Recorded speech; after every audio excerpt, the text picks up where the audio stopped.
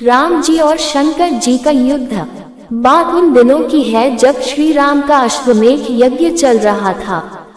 श्री राम के अनुज शत्रुघ्न के नेतृत्व में असंख्य वीरों की सेना सारे प्रदेश को विजित करती जा रही थी।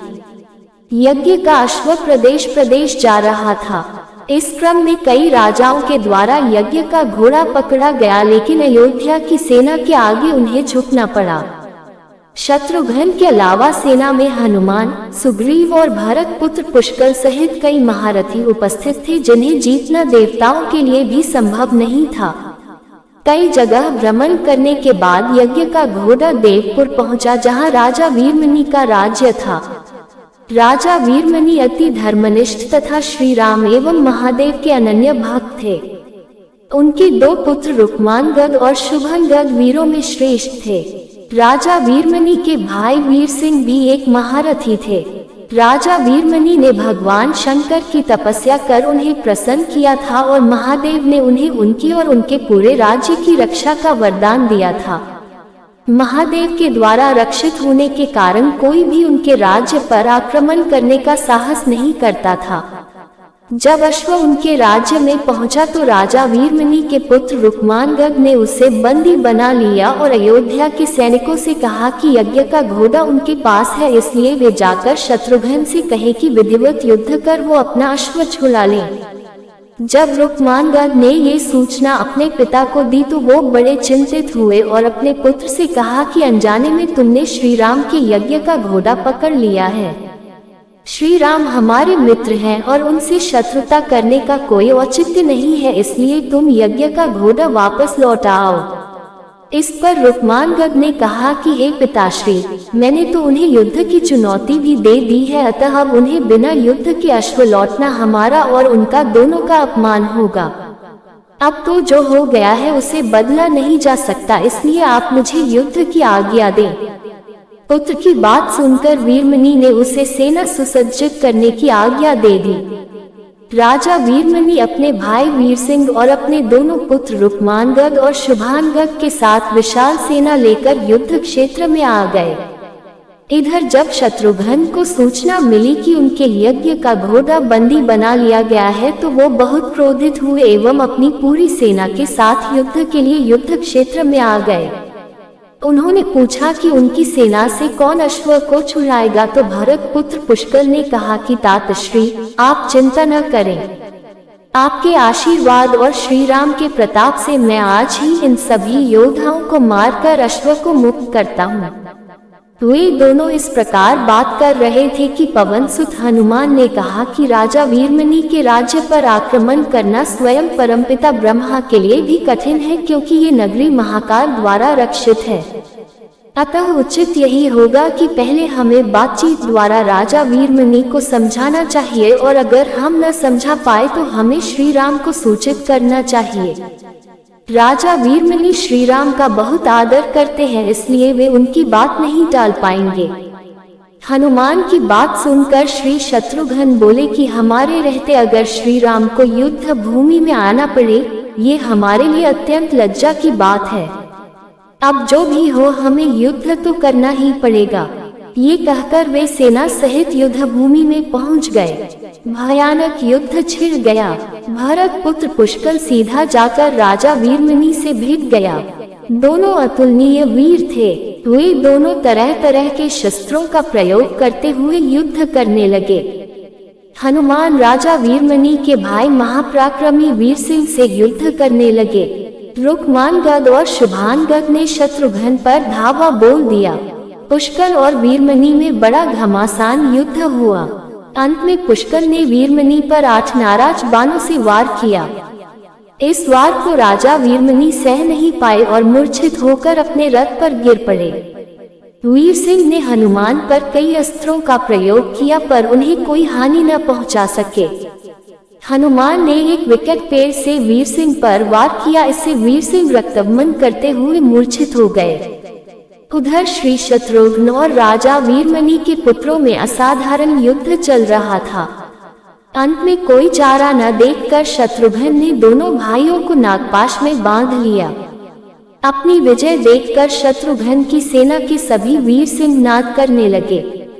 उधर राजा वीरमणि की मूर्छा दूर हुई तो उन्होंने देखा कि उनकी सेना हार के कगार पर है। ये देखकर उन्होंने भगवान रुद्र का स्मरण किया। महादेव ने अपने भक्त को मुसीबत में जानकर वीरभद्र के नेतृत्व में नंदी, भृंगी सहित सारे गणों को युद्ध क्षेत्र में भेज दिया। महाकाल के सारे अनुचर उनकी जय जयकार करते हुए अयोध्या की सेना पर टूट पड़े। शत्रुघ्न, हनुमान और सारे लोगों को लगा कि जैसे प्रलय आ गया हो। जब उन्होंने भयानक मुख वाले रुद्रावतार वीरभद्र, नंदी, भृंगी सहित महादेव की सेना देखी तो सारे सैनिक भय से कांप उठे। शत्रुघ्न ने हनुमान से कहा कि जिस वीरभद्र ने बात ही बात में दक्ष प्रजापति का मस्तक काट डाला था और जो तेज और समता में स्वयं महाकाल के समान है, उसे युद्ध में कैसे हराया जा सकता है। ये सुनकर पुष्कर ने कहा कि हे तातश्री, आप दुखी मत हो। अब तो जो भी हो, हमें युद्ध तो करना ही पड़ेगा। ये कहता हुए पुष्कर वीरभद्र से, हनुमान नंदी से और शत्रुघ्न भृंगी से जा भिड़े। पुष्कर ने अपने सारे दिव्यास्त्रों का प्रयोग वीरभद्र पर कर दिया, लेकिन वीरभद्र ने बात ही बात में उसे काट दिया। उन्होंने पुष्कर से कहा कि हे बालक, अभी तुम्हारी आयु मृत्यु को प्राप्त होने की नहीं हुई है, इसलिए युद्ध क्षेत्र से हट जाओ। उसी समय पुष्कर ने वीरभद्र पर शक्ति से प्रहार किया, जो सीधे उनके मर्मस्थान पर जाकर लगा। इसके बाद वीरभद्र ने क्रोध से थर्राते हुए एक त्रिशूल से पुष्कर का मस्तक काट लिया और भयानक सिंहनाद किया। उधर भृंगी आदि गणों ने शत्रुघ्न पर भयानक आक्रमण कर दिया। अंत में भृंगी ने महादेव के दिए पाश में शत्रुघ्न को बांध दिया। हनुमान अपनी पूरी शक्ति से नंदी से युद्ध कर रहे थे। उन दोनों ने ऐसा युद्ध किया जैसा पहले किसी ने नहीं किया था। दोनों श्री राम के भक्त थे और महादेव के तेज से उत्पन्न हुए थे। काफी देर लड़ने के बाद कोई और उपाय न देखकर नंदी ने शिवास्त्र का प्रयोग कर हनुमान को पराभूत कर दिया। अयोध्या की सेना की हार देखकर राजा वीरमणि की सेना में जबरदस्त उत्साह आ गया और वे बाकी बचे सैनिकों पर टूट पड़े। ये देखकर हनुमान ने शत्रुघ्न से कहा कि मैंने आपसे पहले ही कहा था कि ये नगरी महाकाल द्वारा रक्षित है, लेकिन आपने मेरी बात नहीं मानी। अब इस संकट से बचाव का एक ही उपाय है कि हम सब श्री राम को याद करें। ऐसा सुनते ही सारे सैनिक शत्रुघ्न, पुष्कर एवं हनुमान सहित श्री राम को याद करने लगे।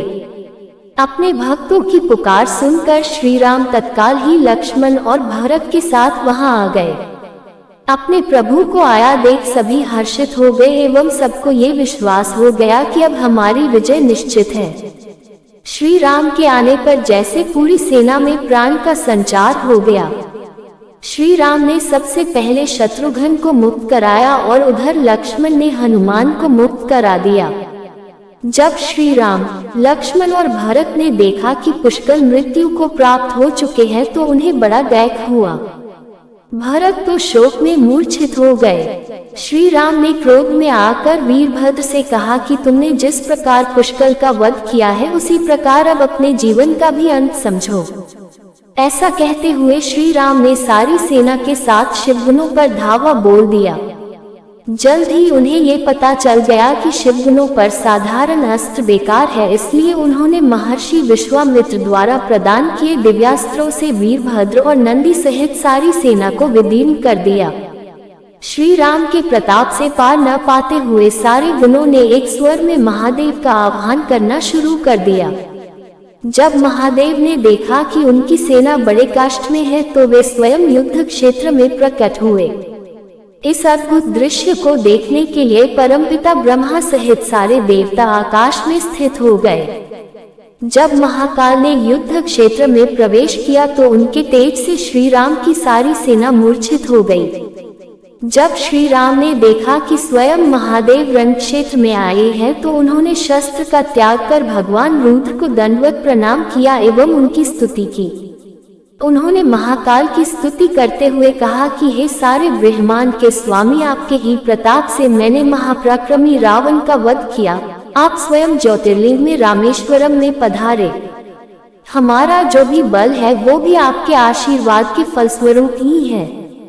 ये जो अश्वमेध यज्ञ मैंने किया है वो भी आपकी ही इच्छा से ही हो रहा है, इसलिए हम पर कृपा करें और इस युद्ध का अंत करें।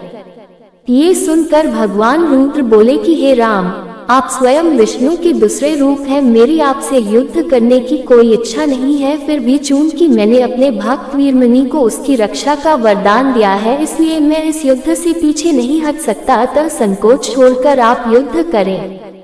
श्री राम ने इसे महाकाल की आज्ञा मानकर युद्ध करना शुरू किया। दोनों में महान युद्ध छिड़ गया, जिसे देखने देवता लोग आकाश में स्थित हो गए। श्री राम ने अपने सारे दिव्यास्त्रों का प्रयोग महाकाल पर कर दिया, पर उन्हें संतुष्ट नहीं कर सके। अंत में उन्होंने पाशुपतास्त्र का संधान किया और भगवान शिव से बोले कि हे प्रभु, आपने ही मुझे ये वरदान दिया है कि आपके द्वारा प्रदत्त इस अस्त्र से त्रिलोक में कोई पराजित हुए बिना नहीं रह सकता, इसलिए हे महादेव, आपकी ही आज्ञा और इच्छा से मैं इसका प्रयोग आप पर ही करता हूँ। ये कहते हुए श्री राम ने वो महान दिव्यास्त्र भगवान शिव पर चला दिया। वो अस्त्र सीधा महादेव के हृदय स्थल में समा गया और भगवान रुद्र इससे संतुष्ट हो गए। उन्होंने प्रसन्नता पूर्वक श्री राम से कहा कि आपने युद्ध में मुझे संतुष्ट किया है, इसलिए जो इच्छा हो वर मान लें। इस पर श्री राम ने कहा कि हे भगवान, यहाँ इस युद्ध क्षेत्र में भ्राता भरत के पुत्र पुष्कर के साथ असंख्य योद्धा वीरगति को प्राप्त हो गए हैं, उन्हें कृपया जीवन दान दीजिए। महादेव ने मुस्कुराते हुए तथास्तु कहा और पुष्कर समेत दोनों ओर के सारे योद्धाओं को जीवित कर दिया।